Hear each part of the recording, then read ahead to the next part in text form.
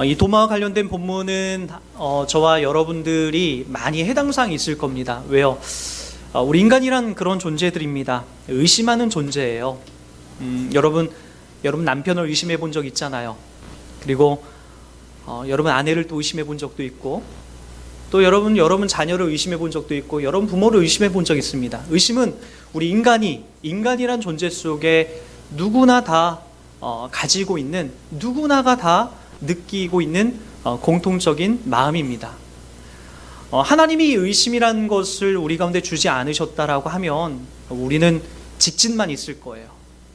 그러나 의심이라는 걸 통해서 우리가 좀 더 많은 생각을 하게 되고, 그리고 그 생각을 통해서 바른 길로 들어서게 되는 그런 일들이 우리 가운데 펼쳐지게 됩니다. 저는 신천지에 소속돼 있다가 탈퇴하신 분들을 최근에 상담을 많이 해주고 있습니다. 신천지에 빠졌던 분들이 그의 가정들을 이렇게 보게 되면 너무나 고통스럽습니다. 더욱이 목회자의 가정 속에서 목사님들의 자녀들이 가끔 이렇게 신천지에 빠져서 어떻게 목사님임에도 불구하고 사모님임에도 불구하고 어떻게 대처해야 될지 몰라서 너무나 괴로운 인생을 살아가신 분들이 우리 주변에 의외로 많습니다. 목사 아들이 신천지에 빠졌대, 목사 딸이 신천지에 빠졌대. 이거보다 부끄럽고 괴로운 일들은 없습니다. 가정이 너무나 혼란스럽죠. 이런 분들도 있지만 또 어떤 분도 있냐면은 아무런 종교가 없었던 사람이에요. 그러니까 하나님에 대해서 믿고 있지도 않는 사람이에요. 근데 신천지에 들어갑니다. 신천지에 그냥 들어간 게 아니라 우연한 것들을 만들어내서 꼬임에 넘어가서 들어가게 된 거예요. 근데 성경 말씀을 보다 보니까 하나님의 존재가 있다는 것을 이게 믿어지기 시작하는 거예요. 여러분 희한하죠? 신천지에서 하나님 말씀을 배우는데 하나님이 있다는 게 믿어지더라는 거예요. 그런데 나중에 신천지에서 3년, 4년, 5년 다니다 보니까 이게 웬걸? 신천지의 실상들이 이만희가 보혜사라고 하는 그런 실상들이 어긋나는 것들이, 오류들이 보이기 시작하는 거예요. 그리고 내가 지금 어떻게 해야 될지 모르겠다, 너무나 무섭다라고 상담을 의뢰해 옵니다. 근데 여러분 그분들에게 질문해봐요. 우리 형제는 하나님의 존재를 믿냐라고. 믿는데요. 하나님이 계신 건 너무나 믿는데 이 신천지 안에서 이만희가 우리의 이긴 자고 그리고 보혜사라는 것이 자꾸만 아니다라는 게 생각이 나는 거예요. 어떻게 그렇게 마음이 자꾸만 의심이 들고 그것이 잘못됐다는 게 느껴지더라는 거예요. 그래서 나와서요, 저희와 함께 상담을 통하여서 건강한 주변 다른 교회에 등록하게 됩니다. 여러분 참 신기하죠? 이단을 통해서도 하나님을 알게 돼요. 그리고 그곳에서 신천지가 잘못됐다는 것을 정확하게 캐치를 하고 나와서 정상적인 교회를 가더라는 거예요. 그게 어느 자리입니까? 의심의 자리예요. 하나님이 일하신다는 것은 우리가 이렇게 우리의 공식과 우리의 노선대로 움직이지가 않아요. 이단을 갔다가 무당 생활을 하다가 하나님의 부름받는 사람들이 있어요. 그러나 그곳에서 무엇을 느끼냐면은 의심이라는 걸 통해서, 잘못됐다는 걸 통해서 바른 길로 나오게 되더라는 거예요. 저와 여러분들도 마찬가지예요. 하나님을 믿고 있는데 나는 모든 걸 다 믿는다, 의심하지 않고 난 모든 걸 다 알고 있다 라고 하는 것은 여러분 제가 보기엔 좋은 믿음이 아닙니다. 의심하면서 가는 거예요. 진짜 두드려가면서 가보는 거예요. 그리고 진짜 기도해서 응답받지 못한 것을 놓고 하나님이 나와 함께하고 있는 건가에 대해서 때때로 질문도 해보고 의심도 해보면서 그렇게 가는 게 진짜 신앙이에요. 왜요? 구약의 많은 사람들도 그랬어요. 우리 믿음의 조상하면 누가 떠오릅니까? 아브라함이에요. 아브라함을 왜 믿음의 조상이라고 하죠? 아브라함이 믿음이 좋았기 때문에 믿음의 조상이 아니에요. 하나님께서 아브라함을 불러내는 그 맨 처음을 어떻게 불러내는가에 대해서 그 믿음으로 시작했다라고 해서 믿음의 조상이 되는 거예요. 아브라함을 여러분 불러냈을 때 한번 보십시오. 그의 아버지 데라가 우상을 만들고 있는, 저 갈대아 우르 지역에서 우상을 만들고 있는 그런 집안이었어요. 대대로 다 우상만 만들고 있는 그런 집안이었던 거죠. 그런데 그 아브라함에게 하나님이 개입하시는 거죠. 그리고 그에게 믿음을 주시는 거예요. 그리고 그를 그 우상을 만드는 그 자리에서 건져내시는 거예요. 이게 믿음이에요. 하나님이 시작하시는 거죠. 그렇게 불러내서 어떻게 되죠? 아브라함이 갑자기 좋은 믿음으로 다 순종하여서 나중에 독자 이삭까지 막 갖다 바치던가요? 아니에요. 아브라함이 큰 실수를 한 게 있죠. 지금도 이란, 이라크, 시리아 이쪽 사람들이 다 누구예요? 아브라함의 후손이에요. 그런데 엄마가 달라요. 모계가 달라요. 하나님은 분명히 사라를 통하여서 너의 민족을 주시겠다라고 약속했는데, 이삭을 주시겠다고 약속했는데, 아브라함은 사라가 생리가 다 끊어졌거든요. 무슨 저 사라에서 여자가 자식들이 나옵니까? 그러니까 이 사라의 몸종이었던 하갈을 통해서 나의 씨를, 하나님이 이 땅에 씨를 주려는가 보다, 자식들을 주려, 그의 몸종 하갈을 통해서 생산을 갖게 됩니다. 그게 지금 누구예요? 이란, 이라크인 저 시리아인들이에요. 아랍인들이죠. 근데 하나님은 아니다, 내 계획을 믿어라, 하갈이 아니라 사라를 통해서 난 너에게 씨를 줄 것이다. 그래서 하나님이 결국에 다 마른 뼈 같은 이 사라의 몸에서 생명을 주세요. 그게 바로 이삭이죠. 여러분, 아브라함은 의심을 해요. 하나님이 날 이곳에 불렀지만 이것만은 못할 거야, 이것만은 안 될 거야 라고 그렇게 의심을 하더라는 거예요. 여러분, 그러면서 뭘 배워나가죠? 하나님을 배워가는 거예요. 하나님을 알아가는 거죠. 저와 여러분들도 마찬가지예요. 여기에서 좋은 믿음 있는 척 하는 게 좋은 게 아니에요. 의심이 되고 불안하고 약간 내 안에서 아직까지도 해결되지 못하는 그런 연약한 부분들이 있다면 여러분, 그거 고민해 보시고 찾아가 보셔야죠. 알아보셔야죠. 여러분, 오늘 본문에 등장하는 이 도마도 마찬가지예요. 이렇게 시작이 됩니다. 24절에 보니까 12제자 중에 하나로서 디두모라 불리는 도마는 예수께서 오셨을 때에 함께 있지 아니한지라. 예수님을 직접 부활하고 살아나신 모습을 약 8일 전에 제자들은 봤거든요. 근데 이 도마는 그 자리에 없었어요. 1차적으로 없었다는 것을 우리가 방점을 한번 찍고요. 25절 보세요. 다른 제자들이 그에게 이르되 우리가 주를 보았노라 하니 도마가 이르되 내가 그의 손에 못자국을 보며 내 손가락을 그 못자국에 넣으며 내 손을 그 옆구리에 넣어보지 않고는 믿지 아니하겠노라 하니라. 이게 뭐예요? 내가 만져보고, 그리고 내가 직접 내가 안아보고 직접 찔러보지 않고는 난 못 믿겠다는 그런 표현이에요. 어떤 의미인지 아시겠습니까? 우리 의외로 이런 분들 되게 많아요. 우리가 믿음 있는 척 하다가 난 직접 그분 만져보고 경험해보고 체험해보지 못하면 난 못 믿겠다라고 하신 분들이 의외로 많아요. 여기 도마도 마찬가지라고요. 나 직접 그 예수님 니네 봤다라고 하는데 나 못 믿겠어. 나 손가락에 그분의 못자국에 내가 손가락을 넣어보고 창자국 난 거다 분명히 그분 봤는데, 죽을 때 봤는데 그 창자국에 내가 손을 넣어보지 않고는 나 그분 못 믿겠어. 거짓말일지도 몰라. 누가 예수와 비슷한 모습으로 그냥 등장해서 자기가 예수라고 할지도 몰라. 못 믿겠어 라고 하는 분, 그렇게 지금 도마가 그렇게 지금 자기 자신의 믿음을 확인하고 있는 거예요. 우리도 마찬가지라고 했죠. 보지 않고는 못 믿어요.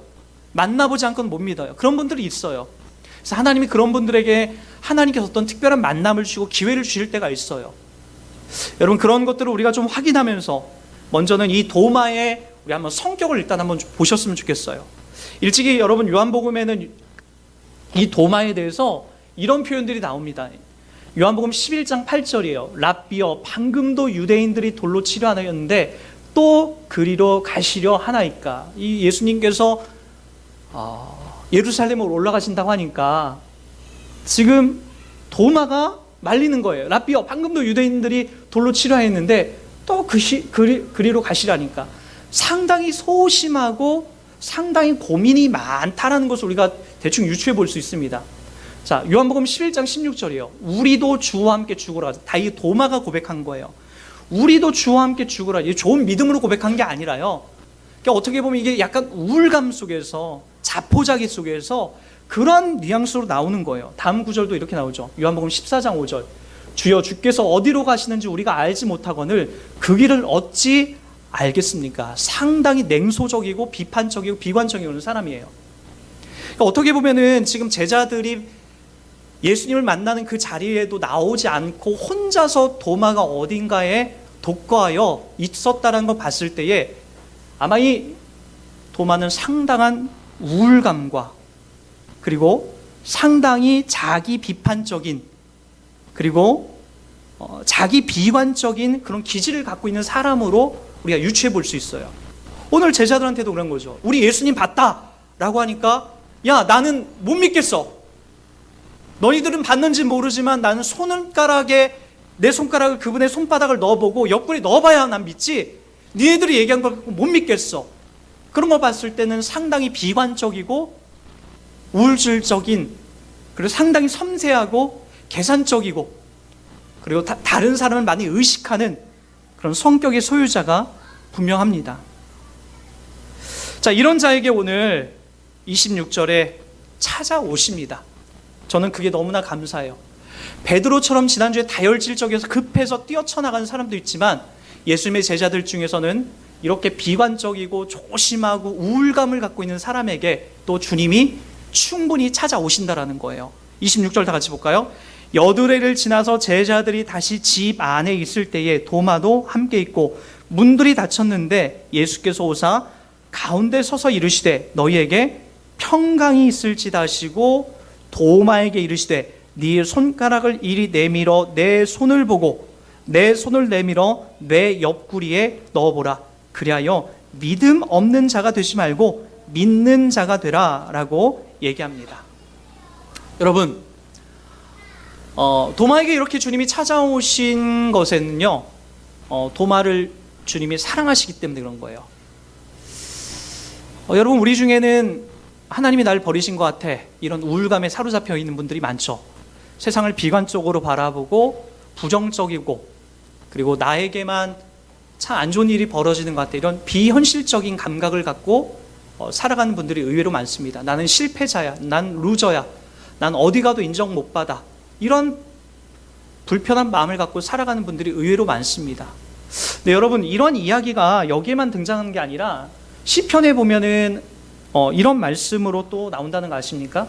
시편에 많은 시들의 진짜 자기 심정을 고백하는 내용들이 나와요. 시편 42편 2절과 3절에 보면요, 우리 한번 읽어보도록 할게요. 이런 말씀이 나옵니다. 내 영혼이 내 하나님 곧 살아계시는 하나님을 갈망하나니 내가 어느 때에 나아가서 하나님의 얼굴을 배울까? 사람들이 종일 내게 하는 말이 내 하나님이 어디 있느냐 하오니 내 눈물이 주야로 내 음식이 되었도다. 하나님이 없는 것처럼 느껴져요. 내가 하나님을 갈망하고 내가 언제쯤 하나님의 얼굴을 배울 수 있을까라고 찾아도, 그리고 사람들이 주변에 자꾸만 하는 거예요. 야, 너 이렇게 이 모양 이 꼴로 있는데 네가 믿는 하나님이 어딨어? 야, 하나님 믿지 마. 그 시간 주일날 차라리 나가서 너 개인 개발해. 교회 같은 데 가지 마. 야, 약한 사람이나 하나님 믿는 거야. 돈이나 열심히 벌어. 우리 이런 얘기로 우리 마음이 유혹받을 때가 너무나 많아요. 시편에 있는 많은 저자들도 그랬어요. 내 영혼이 하나님의 살아계심을 갈망하는데 하나님 어찌하여 내게 응답을 이렇게 더디게 해주십니까? 왜 내 안에 나타나지 않는 겁니까? 사람들도 종일 네 하나님이 어디 있느냐라고 욕을 합니다. 주님, 저보고 어떻게 하라고요? 이런 감정으로 우리가 있을 때가 많아요. 하박국에도 나오죠. 하박국서 1장 2절 볼까요? 여호와여, 내게 부르시저도 주께서 듣지 아니하시니 어느 때까지 이리까? 내가 강포로 말미암아 외쳐도 주께서 구원하지 아니하시나이다. 큰 소리로 외치고 큰 소리로 부르짖어도 주께서 대답하지 않는 때가 있어요. 주께서 내가 이렇게 너무나 답답한 마음으로 주님 앞에 부르짖는데 주님 도대체 뭐 하시는 겁니까? 왜 응답하지 않으시는 거죠? 라고 우리 마음을 칠 때가 있다라는 거예요. 여러분들만의 고민이 아니라 구약을 살아갔던 아브라함부터 다윗부터 시작하여 많은 선지자들도 그러한 고민과 어려움 속에서 그들이 있을 때가 있었다라는 거죠. 사랑하는 여러분, 여러분 괜찮습니까? 다 행복하던가요? 다 문제가 없던가요? 저는 제가 지금도 잊혀지지 않는 저의 믿음을 확인하려고 했던 한 부분이 있었어요. 고등학교 시절에 유독 그날은 참 힘든 주간을 보내고 예배당에 와서 예배를 드렸어요. 맨 앞자리 오른쪽 앞자리에 성가대를 하고 있는데 두 번째 줄에서 그날따라 자꾸 마음이 괴로운 거예요. 하나님이 계시는가? 하나님이 나와 함께하고 계시는가? 그러면서 그런 얘기를 했어요. 하나님 앞에 속으로. 하나님 계시면 저 강대상 앞에 나무들이 이렇게 있는데 저 나무가 좀 흔들리게 좀 해주세요. 하나님 제발요. 하나님 너무나 괴로워요. 하나님이 때때로 없는 것처럼 느껴져서 제 마음이 너무나 힘들고 괴로워요. 제 형편과 제 상황들을 보니까 너무나 하나님이 안 계신 것 같아요. 왜 저희 어머니를 이렇게, 왜 우리 가정을 이렇게, 왜 저를 혼자 이렇게 내버려 두시는지 저 너무나 힘들어요. 그러니 하나님 이 강대상 옆에 나무 하나만 흔들리게 해주세요. 그럼 하나님 더 신뢰하고 믿고 나갈게요.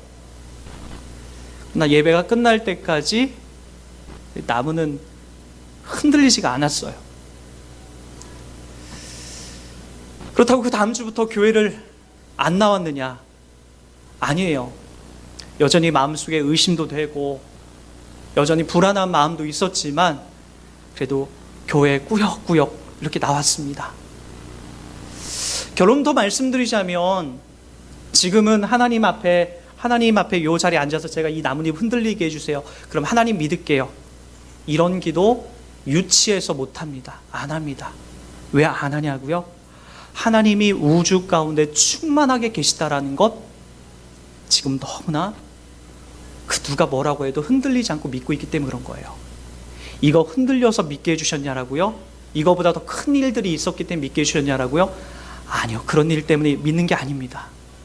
내 삶에 더 힘들고 어려운 일들이 있었지만 하나님이 없는 것에는 답이 없다라는 것을 알게 됐어요.